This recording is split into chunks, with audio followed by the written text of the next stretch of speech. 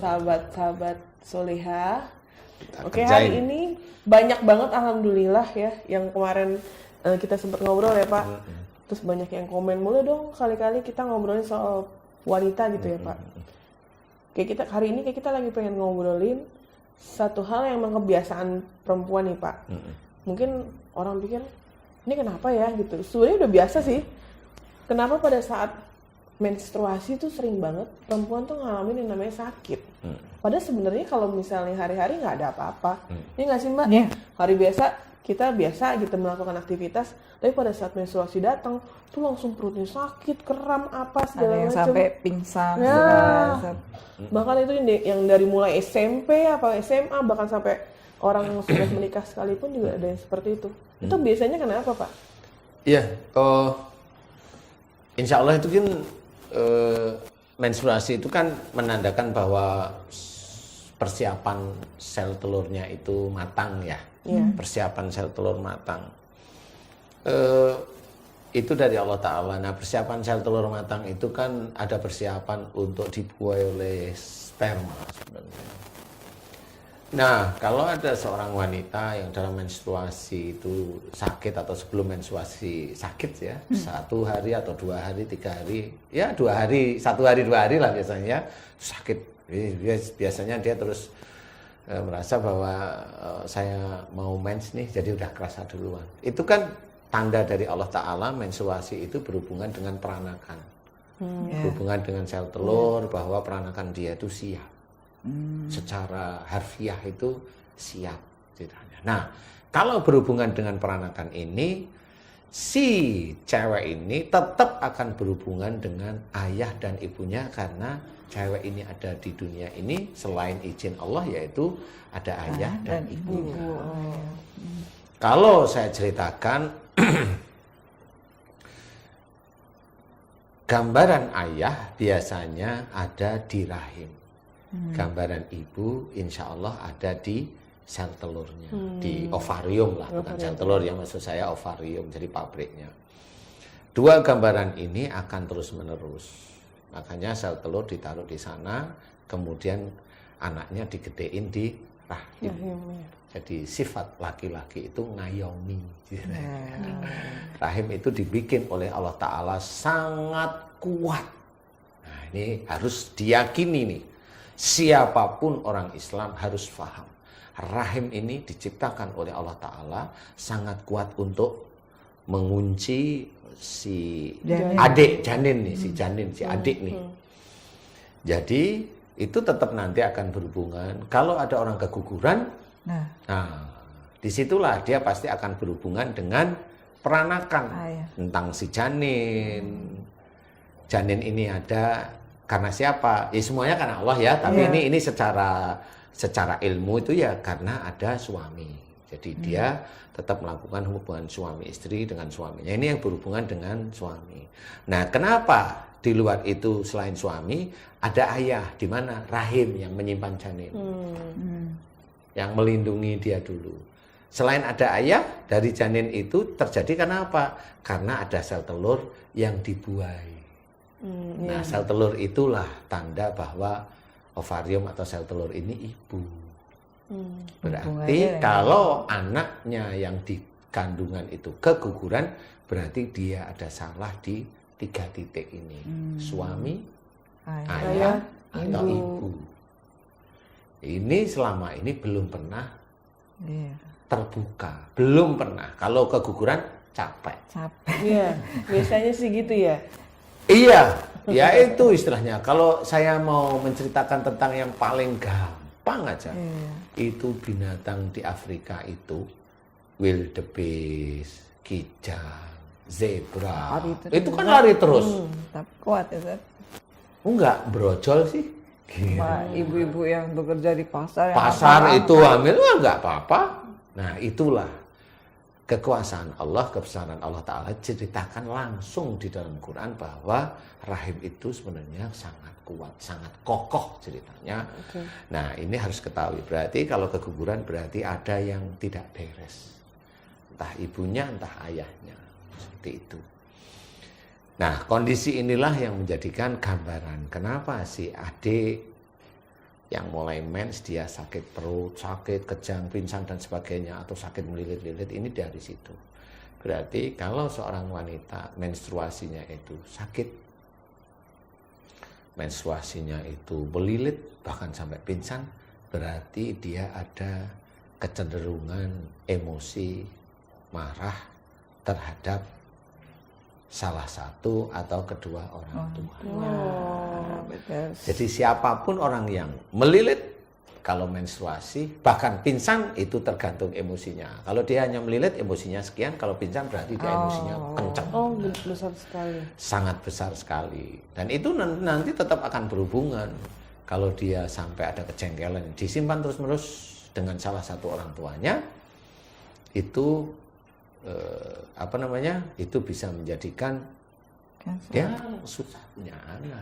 Oh, jadi nyambungnya ke situ ya Pak ya? Nyambung semuanya. Allah itu maha pandai. Cuma di sini kali ya saya juga dititipin sedikit pengetahuan aja yang saya amati dari seorang wanita, dari remaja, kemudian menikah, kemudian ada janin, kemudian ada yang keguguran, ada yang kuat, ada yang jadi, ada yang cacat. Itu saya mengamati, insya Allah atas izin Allah. Berarti Ya. Pak, maaf nih, itu berarti kan kita itu sambung menyambung tuh Pak, dari akhlak Iya. kita dari zaman kita masih muda, terus udah gitu pada saat akhirnya kita menikah, Iya. terus udah gitu kita mau punya anak. Makanya kadang-kadang orang suka bilang gini, kok aku susah banget ya, udah berapa tahun gitu kok aku belum punya anak.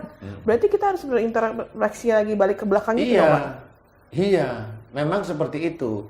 Kan kadang-kadang ada juga nih teman-teman nih ya, dia sudah bayi tabung, jadi nih, Iya. embrio itu jadi, dipasangkan di rahim, nggak jadi. juga. Nah, berarti kalau dipasangkan di rahim nggak jadi, berarti si ibu ini relatif dengan ayahnya itu bentrok. Oh. Gitu, bentrok gitu. Jadi nggak jadi, selalu lepas. Langsung gugur. Nah itu biasanya ada sih salah satu artis saya pernah ketemu, istri artis ketemu di satu frame. Kalau Mbak Devi tahu deh pasti, tapi saya nggak mau ngomong. Suatu ketika dia ingin punya anak, dia dengan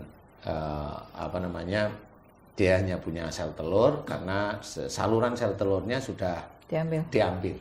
Iya. Jadi dia harus bayi tabung. Dia pernah bayi tabung gagal. Saya di TV itu saya ngomong sama beliau, rasa sayangmu sama suamimu kurang. Karena kamu terlalu sibuk. Suaminya ngomong iya. Iya. Jadi pada waktu cuek. Nah itulah salah satu cara Allah meng-KB seseorang itu begitu. Meng-KB.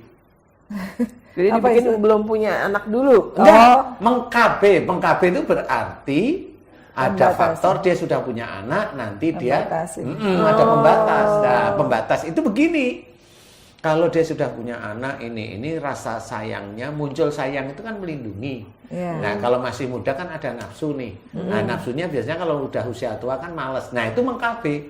Jadi otomatis si rahimnya ini khusus untuk prosentase umur tertentu, dia nggak mau nerima sperma itu. Gitu. Jadi itu cara Allah itu betul-betul maha besar. Beneran. Bisa seperti itu juga Pak? Lah, saya bisa cerita itu karena saya mengamati. Saya mengamati di situ karena hanya cuma rasa sayang aja yang muncul, hanya melindungi, tidak ada rasa nafsu, tidak ini kepingin punya anak, nggak ada. Jadi nggak adanya itu menjadi seperti setengah sumpah nggak ingin punya anak. Udah flat aja. Sudah flat aja di situ, gitu loh. Nah itu cara-cara Allah itu seperti itu. Makanya sebagian dari saudara-saudara kita yang agak-agak agak-agak keras dikit namanya, nggak boleh pakai alat KB gitu ya. Salah satunya cuma beliau nggak paham gimana Allah itu caranya meng-KB itu ya begitu sebenarnya. Gitu. Jadi betul-betul inilah kekuasaan Allah. Ilmu Ustaz baru tahu ini. Ya nggak apa-apa, makanya di sini saya ceritakan ya, biar di orang-orang saudara kita yang melihat acara di YouTube kita atau di Siraman Kolbu itu paham gitu loh, bahwa ada ilmu Allah yang selama ini belum pernah terbuka. Dari sisi akhlak, memang dari sisi akhlak belum pernah terbuka.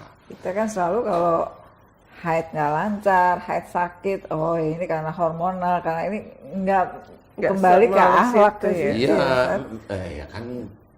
Iya, Kan makanya. ya nggak bisa disalahin. Iya. Siapa sih yang diizinkan oleh Allah Ta'ala itu memahami tubuh manusia? Kan Iya. belum ada. Iya. Iya. Kalaupun ada ya paling di senaman kolbu lah, saya ceritain seperti ini. Makanya kalau haid tidak lancar itu nanti bergantung Hubungannya semuanya. ke situ ya. Iya. Jadi yang harus dilakukan sebenarnya gimana, Pak? Nah, kalau memang dia itu masih remaja, minta maaf lah. Dia pasti ingat kok, kamu sering jengkel sama Iya. siapa di antara ayah dan ibu. Saya sering jengkel sama ayah. Gitu. Berarti sakitnya biasanya di daerah rahim. Kalau sama ibu, sakitnya agak miring kiri. Oh iya benar Pak. Mbak Devi. Iya enggak mesti gini. Aku coba cerita suka ini pengalaman gini, ya. suka gini. Kita enggak, ini bukan gimmick Alhamdulillah, ya. alhamdulillah Iya. sebenarnya kalau aku sakit alhamdulillah enggak ya Mbak. Maksudnya aku belum pernah mengalami, alhamdulillah belum pernah mengalami sakit sampai wah gimana Sampai banget. pingsan sampai Tapi aku pernah menemukan teman-temanku tuh yang kadang-kadang wah gila sakit banget. Dan suka Iya. pegangan tuh ya gitu kan karena kalau saat dia sakit di sini ya dia akan Di pegang di bawah, sini iya, ya di bawah sini kan Pak, di Kalau rahim. kiri apa kanan ya pasti Iya yang pasti dipegang dia akan itu pegang ya. sini. Makanya kadang-kadang orang suka mikir gini, itu sakit ya, lagi apa lagi dapat gitu. Jangan-jangan ini nih apa namanya usus buntu. Jangan-jangan Iya, kadang-kadang orang suka ngira-ngira panas, gitu. iya. Ternyata bedanya ada ya Pak ya. Beda ada. Kalau dia sakit sebelah kiri atau kanan, nah itu dengan ibu atau Dengan ibu. ibu khususnya ibu karena di tempat ovarium itu kan nggak di tengah, dia nggak ke kiri sama ke kanan. Jadi dengan ibu. Kalau dia di kiri berarti cenderung dia yang emosi duluan dengan ibunya. Kalau dia di kanan, insya Allah dia ada unsur baiknya, dia ada unsur benarnya, tapi dia tetap marah sama keras, kaku, marah sama ibunya. Itu bisa sebenarnya dia. Nah nanti kalau udah ketemu gitu, dia diajak ngomong pasti dia punya memori. Ya saya begitu sama mama saya, minta maaf lah. Masa saya yang bener suruh minta maaf? Nah itu sekarang gitu kan merasa, oh saya nggak salah kok, saya bener aja gitu, mama aja yang emosi, jadi Ya, bikin sakit juga ya Ustaz ya. Ya sakit dong, dia memang dia merasa tidak salah itu pun Iya. ego. Nah. Kalau seorang yang baik, seorang muslim yang baik itu paham kok sebenarnya. Oh berarti saya diajarkan untuk lebih Teguran. menghormat pada orang tua. Tapi kalau saya nggak salah masa suruh minta maaf, lah itu berarti ada ego. Ada merasa benar. Nah itu tetap nggak bisa, dia tetap akan sakit seperti itu. Nah inilah yang selama ini teman-teman para wanita, mbak-mbak, ibu-ibu muda atau yang ini titik itulah sebenarnya sakitnya. Oh gitu. Jadi apakah itu bisa jadi kanker? Kalau hanya cuma jengkelnya, tergantung ya jengkelnya itu tergantung grade-nya aja sih. Oke. Iya. Maaf nih Mbak, kita nyambung lagi. Kalau misalnya dengan Bapak bilang tadi kan sempat kebilang kanker. Berarti grade seseorang itu terkena kanker berarti amarahnya itu berarti sudah di levelnya. Sudah levelnya level Level menengah ke tinggi. atas.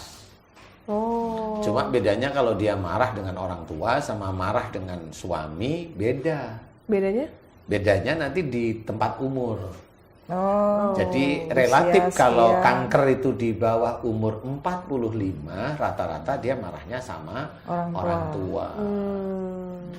Kalau dia itu marah dengan suami sehingga terkena kanker, dia bisa hampir setiap hari marah sama suami itu bisa. Oh, di atas Jadi 45. persentasenya kecil. Jadi jarang di umur di bawah 45 tahun itu kena kanker, di mana kalau ditelusuri itu dari suami jarang. Walaupun ada tapi persentasenya kecil. Ya, seperti itu. Rata-rata dengan orang tua. Kalau dengan orang tua di bawah umur 45 tahun kena kanker, biasanya nggak tertolong. Oh, gitu, Pak. Ya, rata-rata pasti nggak tertolong. Wah. Kalau dia masih kelihatan tertolong, dia masih menyimpan kanker di situ. Dia masih menyimpan kanker. Jadi obat itu hanya sarana aja untuk kanker itu sementara tidak bergerak. Tapi tetap itu nanti tidak akan tertolong. Tapi Kuncinya mungkin minta maaf. Nah, kan, minta Ini maaf. sahabat-sahabat sahabat-sahabat soleh wanita itu semua ya. harus tonton ini ya Mbak. Iya, karena memang Karena harus ini ilmu banget. harus nih. kita introspeksi diri banget ya, terutama ke orang Introspeksi tua. dan kita kabarkan ke semuanya. Iya. rekan-rekan Ya, insya Allah kita. seperti itulah. karena banyak terjadi banget nih Ustadz. ke Memang. sehari-hari, Sehari-hari. Karena kita itu tidak paham bahwa jengkel dengan orang tua itu dianggap biasa. Iya, Padahal kalau secara Islam enggak boleh, emang enggak boleh dilarang. meskipun kadang nggak dilontarkan ya Ustaz, cuma Di sini ya Nah, sama, di sini itu kan tetap marah namanya. Astagfirullahaladzim. kadang Tetap kan marah, tetap marah. kadang cuma nutup pintu kenceng dikit itu juga Sama. Dia pengalaman anaknya nih kayak gitu. Kecuali maaf. Ini memang tadi bukan sengaja. Tapi nggak sengaja kok tiap hari. penyakit itu. Jadi insya Allah seperti belum ada yang memasukkan penyakit tentang menstruasi yang sakit tentang ini itu ke dalam akhlak memang tidak ada selama ini belum. tidak ada. Iya. Insya Allah baru di siraman kolbu sih. Iya. Tapi kalau memang di Surabaya aja tuh dokter ini boleh kita diskusi. Kalau saya langsung gitu, yuk kita diskusi. Iya. Gitu. Diskusi itu gimana maksudnya? Mana yang utama? Maksudnya mana yang mengkloning? Kan gitu kalau saya gitu. Siapa yang mengkloning gitu? Kalau saya sih, ayo nggak apa-apa. Bukan ngajak berantem, diskusi. Karena kan ada orang yang, ini kayak Ustadz Danu nih. Oh ini kayak gini. Ustadz Danu kayak profesor di Jepang nih. Nggak apa-apa. Yuk kita ngomongin dia bisanya masalah apa. Iya. Kan gitu ya. Iya. Masalah apa dia bisanya. Nah kalau maunya saya, ya insya Allah masalah kehidupan atau masalah penyakit di seluruh tubuh, mudah-mudahan saya atas izin Allah Ta'ala bisa jawab gitu. Mudah-mudahan ini masih doa loh saya. Karena kan manusia kan tetap ada keterbatasan. Ustaz, itu termasuk kalau kita hamil terus pendarahan itu sama pendarahan itu sebenarnya ada kejengkelan di 3 titik, suami, ayah atau ibu. 3 titik itu aja sih. Cuma kalau pendarahan itu biasanya jengkelnya kelasnya nggak terlalu tinggi, itu pendarahan. Iya, kadang kan sampai ada yang bed rest itu kan Iya, Pak. Iya, nah itu biasanya emosinya agak tinggi. Kalau mamanya bed rest, biasanya marahnya dengan suami. Oh, Tapi kalau dengan orang tua, jebol biasanya. Langsung Iya, keluar. apalagi 2 hari nggak minta maaf, rontok. Tapi kadang-kadang gini nggak sih berpengaruh nggak ya Pak ketika orang hamil tuh kan orang suka ngomong gini, oh ini hormon orang hamil nih, ini begini, ini begitu, bawaannya pengen ngomel, pengen apa-apa gitu. Nah itu gimana Pak? Iya, enggak lah. Itu tuh kalau menurut saya kesurupan aja. Loh iyalah, ya kan harus diterjemahkan secara real. Lah kalau mau ini bawaan bayi, emang bayinya udah pernah marah dulu? Kan gitu tanyanya. pengen ini bawaan orang ini pengen makan ya. Oke, kalau memang itu mau, saya mau menerangkan secara real ya. Begini loh ceritanya. Dalam kehidupan bayi itu diambilkan genetik dari ayah dan ibunya. Iya. Jadi ditanamkanlah oleh Allah Ta'ala genetik dari ayah dan ibunya. Entah wajahnya kayak ibunya, sifatnya kayak ayahnya, sebagian yang ini, yang emosional kayak ibunya, cerewetnya kayak ibunya, pelitnya kayak ayahnya. Kan itu macam-macam. Iya. Makanya ada anak satu keluarga sifatnya Beda ya? beda-beda. Beda-beda, Karena iya. memang itulah anak itu sebenarnya penguji dari penguji untuk orang tuanya. Lah kenapa itu jadi penguji orang tuanya selama ini? Kan Mbak Ani paham ya dia. Anak itu penguji orang tua ya. Yang mana yang penguji? Sebenarnya penguji itu begini loh maksudnya ya. Jadi pada waktu anak dibentuk, Allah itu memunculkan gen dari orang tuanya. Kekurangan orang tua atau paling gampang salahnya orang tua itu diambil, ditaruh ke anak, digedein dikit sama Allah Ta'ala. Ini loh sifatmu kayak gini. Ini loh sifatmu kayak gini, maksudnya Allah itu mau seperti itu. Nah pada waktu si orang tuanya punya sifat itu, dia nggak mau tahu. Iya. Pada waktu anaknya ini muncul sifatnya sama Allah Ta'ala gedein dikit, dia ngerutuk. Padahal sebenarnya itu lagi bercermin. Iya, kan bercermin. Iya, sebenarnya. Kalau dia gerutu, apalagi dulu orang tuamu yang gerutu, tapi kalau kamu dikasih tahu dulu nggak pernah dengerin. Nah sekarang dikasih cermin persis. Iya, benar. Nah disitulah sebenarnya genetik itu diambil oleh Allah Ta'ala, dimasukkan, dijadikan itu sifat. Siapapun Ada sifatnya keras kaku ini, anaknya ya punya sifat keras kaku. Iya, benar. Ada yang bapaknya itu takmir masjid, nih saya tahu persis nih, tapi saya nggak mau ngomong. Anaknya dia punya sifat keras kaku dan sebagainya. Wah, anaknya itu ada yang non muslim, anaknya itu dari muslim pindah jadi non muslim. Oh gitu. Tapi Ya karena sifat kakunya, karena apa ya? Anaknya kan punya sifat kaku bapaknya. Akhirnya kalau dia menurut dia, pandangan dia, agama itu menurut dia itu sama saja, dan dia ada kaku dan ininya, selesai dia. Apalagi dia itu kerja nggak bisa, dia kenal sama cewek atau kenal sama cowok, ya, yang menurut dia itu bisa menghidupi dia, pindah dia. Dan saya nggak mau urusan yang begitu. Itu kan urusan besok di akhirat ya kamu. Gitu. Dan saya tahu persis kenapa saya ceritakan, ya memang begitu. Makanya tidak boleh sifat kaku. Iya. Orang itu jelas diceritakan oleh Allah Ta'ala. Walakum tafadon qalidal qalbi lam fatu min hauli. Itu ceritakan kalau seorang bersikap keras, lagi kasar, itu orang itu nggak suka di sekitarnya. Dan itu kalau ada orang tua yang keras, kaku, emosional, nanti anaknya ya begitu. iya. Itu pasti. Kalaupun ada anaknya itu baik, ya itu juga penguji. Sama semua anak itu penguji. Pada waktu anaknya baik, dipuji nggak anak ini? Kalau anaknya dipuji, orang tuanya itu udah lupa. Yang menjadikan anakmu baik itu sebenarnya Allah. Kadang lupa ya. Lupa nih, anakku dia saya sekolahkan. Ini dia sudah belajar di sekolah ini, di sekolah agama. Ini baik nih. Nah, lupa. Merasa dirinya yang berjasa. Merasa dirinya. Nah, itu orang tersebut walaupun dia seorang muslim, dia menuhankan dirinya. Karena dia merasa anaknya itu baik itu karena dia. Nah, itulah sombong. Syirik masuk ke arah sombong juga. Nggak boleh. Oh, yang menciptakan anak itu Allah. Emang bisa dia nyiptain? Orang-orang itu loh nyiptain anak laki, perempuan itu bisa nggak? Iya. Wah. Tapi kalau tanya sama saya, nah, kalau saya pengalaman. Kalau saya pengalaman, gitu. Ada nih. Santri nih, dia udah punya anak cewek 3, dia ingin punya cowok. Ada ilmunya. Ini ada ilmunya. Nah, di situ ilmunya harus jelas. Rahim perempuan itu tetap punya 2 sifat, asam dan basah. Iya. Kalau dia itu sifatnya asam, nanti spermanya yang dapat itu ya sperma yang nanti akan jadi cewek. Kalau dia sifatnya basah, rahimnya jadinya laki-laki, sperma ceweknya mati semua. Kalau basah, sperma ceweknya mati, yang ada laki-laki. Gimana caranya itu bisa asam dan basah? Nah, itu rahasia saya.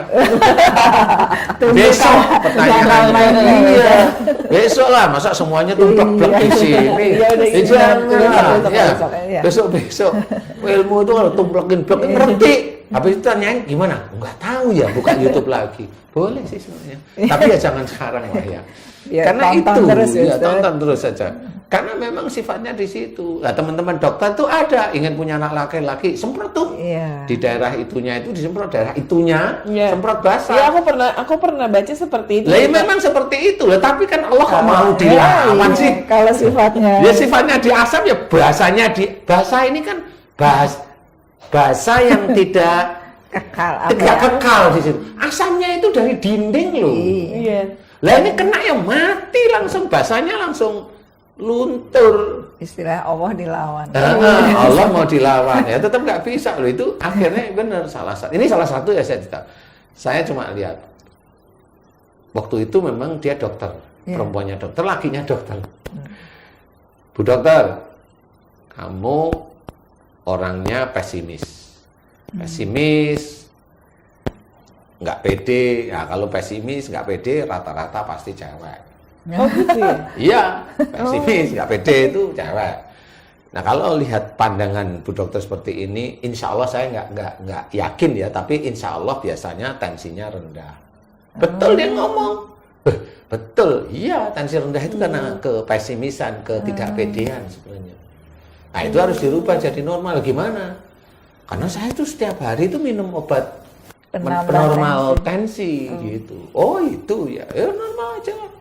Kalau memang mau jadi normal aja. Gimana caranya ya? happy. Hanya itu, yakin pada Allah Ta'ala sehari-hari happy. Jangan merasa nggak yakin, nggak itu. Oh iya, tensinya pasti turun terus sehari-hari begitu. Ilmu lagi. Nah, ya. disitulah Harus dia mulai happy. belajar. Nah, karena dia dokter, dicoba, dites beneran. Dites, dia happy setiap hari. Emang normal gitu. Itu normal. Setelah normal ketemulah dengan saya lagi. Ustadz, alhamdulillah saya sudah normal, saya nggak minum obat tensi lagi. Ya. Saya apa yang harus saya kerjakan? Nah, di titik itu saya baru ngomong. Bu dokter, ini ada Pak dokter. Saya tanya, sehari itu Bu dokter merasa bukan happy dibikin ya, happy yang bener merasa dari hati. power itu tenaga itu kayak maksimum itu di jam berapa sih? Saya nggak tahu. Dia ngomong, karena kali dia sudah ngerti ya, jam 9 sampai 11 pagi. Jadi jam 9 pagi sampai 11. Saya cuma bilang, di jam 9 sampai 11 itulah lakukan hubungan suami istri. Oh, itu biar dapat anak laki. Nah, karena di titik itu rahimnya baru basah. Kalau basah, nanti sperma yang perempuan mati. Nah, waktu sperma laki itu hanya cuma 3 jam. Jadi setelah 3 jam kurang lebihnya, ya ini kurang lebihnya, dia akan mati. Nah, di titik itu jam 9 sampai jam itu bagus. Dan dia tahu sel telur matang, dia ngukurnya ini 14 hari, jangan 14 hari. Sel telur matang itu di titik 14 hari, saya nggak bilang itu salah, enggak, tapi hanya gambaran. Enggak, di titik-titik dekat 14 hari itu, mana yang badannya anget, meriang, males-malesan, nah insya Allah itu sel telur matang. Lakukan Bu dokter. Beliau lakukan beneran. Di titik itu suaminya kan dokter ya, dokter di lain tempat, nggak boleh ini cuti. Suruh cuti. Karena di luar kota ya. Habis itu betul alhamdulillah. Nah, ini memang dokter ini mabuk kali ya. Ini bercanda maksud saya. Dia itu sampai nggak mau di USG. Oh iya? Saya nggak mau membuktikan laki perempuannya. Sampai akhirnya melahirkan itu? Sampai melahirkan. Dia pengen bener nggak sih? Bener nggak? Karena dokter, ya dokter mabuk kalau gitu. Ya akhirnya lahirlah anak laki-laki. Oh, Masya Allah. Berarti bener ya kalau ada pengantin baru honeymoon tuh biar bikin Mood, happy ya, ya moodnya muncul seperti itu. Jadi insya Allah itu jadi asik sih. Mau tanya apa sih? jadi kemana-mana menstruasi jadi gitu. Bayangin, ternyata ini hubungannya sama ini sama itu, ini.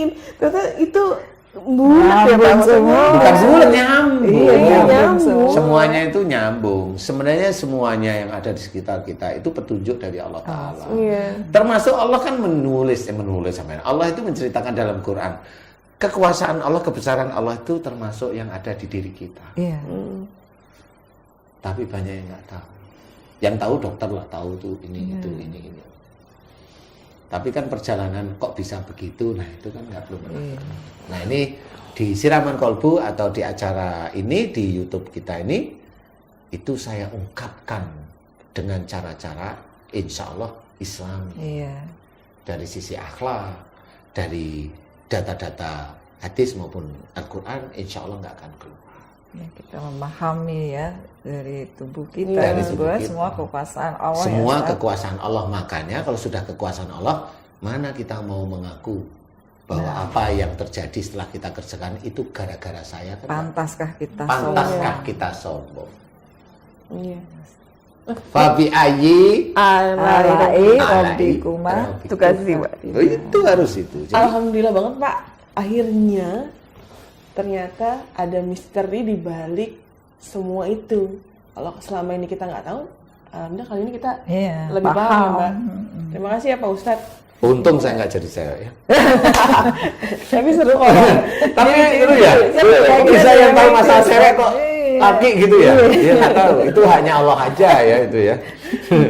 Alhamdulillah, semua teman-teman solihah tetap di channelnya Pak Ustadz Danu, di Ustadz Danu channel, official channel. Jangan lupa di like, subscribe, di komen, Share. di share ke semuanya. Karena manfaat insya Allah manfaat. Insya Allah sangat-sangat bermanfaat. Tidak akan keluar dari syariat, insya Allah. Insya Allah. Insya Allah.